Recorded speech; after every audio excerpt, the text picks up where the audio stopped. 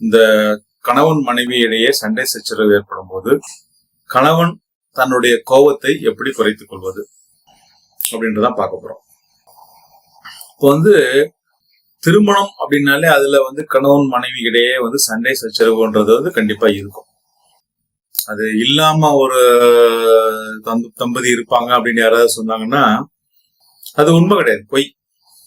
எனக்கு ஏதாவது சொல்றாங்க வைங்க, எங்களுக்கு இடம் சண்டை சச்சரவே கிடையாதுங்க, எனக்கு ரொம்ப ஒத்துமையா ரொம்ப சந்தோஷமா இருக்குங்க அப்படின்னா உள்ளுக்குள்ள ரிவர்ஸ் வேற விஷயம் நடக்குதுங்க. அது வாய்ப்பு இல்லை, சண்டை சச்சரவுன்னு இருக்கும். இல்லறம் நாங்க சண்டை சச்சரவு அதான் இல்லறம். சண்டை சச்சரவு இருந்தாதான் அது இல்லறம், இல்லைன்னா அது கல்லறம். சண்டை சச்சரவு அப்படின்றது கணவன் மனைவிக்குள்ள ஏற்படுறதுன்றது இட்ஸ் அ காமன் திங்.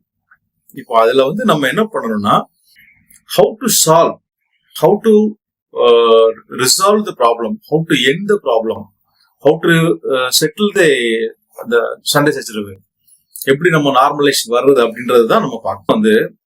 ஒரு சம்பவத்தை நினைக்கிறாரு வைங்க, ஒரு குறிப்பிட்ட ஒரு சம்பவம், ஒரு நாள், அந்த நிகழ்வு நினைச்சாருன்னு வச்சுங்களேன், எவ்வளவு பெரிய சண்டை சச்சரவா இருந்தாலும் உடனடியா அது உடனே முடிவுக்கு வந்துடும். ஒரு மனைவி மீது ஒரு கணவனுக்கு ஒரு கோபம், விரக்தி, ஒரு அதிருப்தி, இல்ல வேற ஏதாவது ஒரு வெறுப்பு எந்த அளவுக்கு இருந்தாலும் ஒரு பர்டிகுலர் டே, ஒரு பர்டிகுலர் சம்பவம், அவங்க வாழ்க்கையில் நடந்த ஒரு சம்பவம், ஒரு நாள், அத மனசுல நினைச்சாங்க, ஒரு சின்ன கொஞ்சம் ரீகலெக்ட் பண்றாங்க, அப்படி ரீப்ளை பண்ணி பார்த்தாங்க அப்படின்னாலே அந்த மனைவி மீது இருக்கிற கோபம் அவ்வளவுமே இந்த சூரியனை கண்ட பனி போல் அப்படியே டவுன் ஆயிடும். ஃபர்ஸ்ட் திருமணமாகி உங்கள் மனைவியின் கையை பிடித்து உங்க வீட்டுக்கு கூப்பிட்டுட்டு போற அந்த நாள், ஒரு மனைவி தன்னுடைய தாய் வீட்டிலிருந்து தன் கணவன் வீட்டுக்கு போகக்கூடிய முதல் நாள், அந்த சம்பவத்தை ஒரு நிமிஷம் நினைச்சு பாருங்க. பாலூட்டி சீராட்டி எல்லாமே கவனிச்சுக்கிட்ட ஒரு தாயை விட்டு பிரிகிற நாள் அந்த நாள்.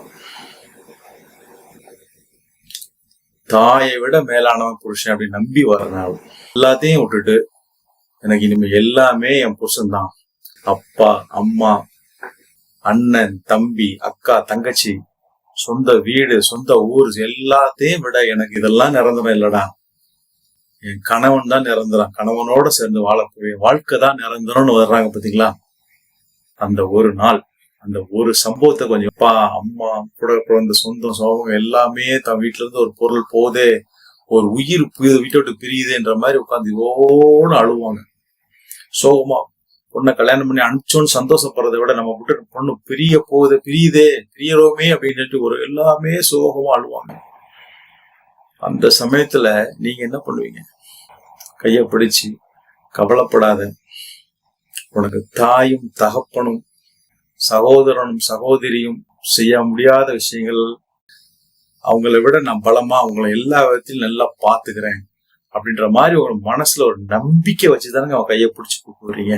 அது ஒரு 18-20 வருஷமா ஒரு இடத்துல ஒரு மரம் வளருதுன்னு வைங்க, அந்த மரத்தை அப்படி வேரோடு புடுங்கி இன்னொரு இடத்துல வச்சு நட முடியும், இன்னொரு இடத்துல நட முடியுமான்னு கேட்டாங்கன்னா அப்படி நடறப்பட வாழ்க்கை தாங்க ஒரு திருமணம்.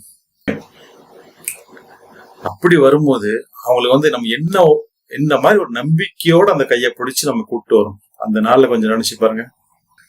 அப்பா அம்மா சொந்தங்களை விட எல்லாத்தோட அப்பா புருஷன் தான் நிரந்தரம், அவன் தான் கடவுள், அவன் தான் குரு, அவன் தான் தெய்வம், அவன் தான் எனக்கு எல்லாத்துக்கும் மேல, அவன் தான் எனக்கு நிரந்தரம் அப்படின்னு நினைச்சு நம்பி வராங்க. நம்மளும் அந்த நம்பிக்கை பாத்திரமா கண்டிப்பா நான் இருப்பேன், நீ தான் உனக்கு நான் எல்லா விதத்திலையும் கார்டியனா, நான் தான் பாதுகாவலனா இருப்பேன்னு ஒரு நம்பிதான் கூப்பிடுவோம். இந்த அன்னைக்கு தான் மனநிலை கொஞ்சம் யோசனை பண்ணிப்பாங்க. இந்த நிலையை நினைச்சீங்கன்னா கண்டிப்பா கணவன் மனைவி மேல எந்த விதமான கோபம், எவ்வளவு பெரிய விரக்தி இருந்தாலும், மனைவி ஏசுறா பேசுறா திட்டுறா பையிறா, அப்படி சொல்லிட்டா இப்படி சொல்லிட்டா, விரப்தியை காட்டுறா வெறுப்பை காட்டுறா, அவன் மேல வெறுப்பு கோபம், வேற எந்த விரக்தி எதுவா இருந்தாலும் இந்த ஒரு விஷயத்த நீங்க ஒரு கொஞ்ச நேரம் ஒரு அரை மணி நேரம் ஒரு 10 நிமிஷம் நினைச்சு பாருங்க. அன்னைக்கு உள்ள நாள் மனைவி மேல உள்ள கோபம் எல்லாமே போயிடுங்க. கணவன்களுக்கு நான் கொடுக்கிற ஒரு வரப்பிரசாதம்.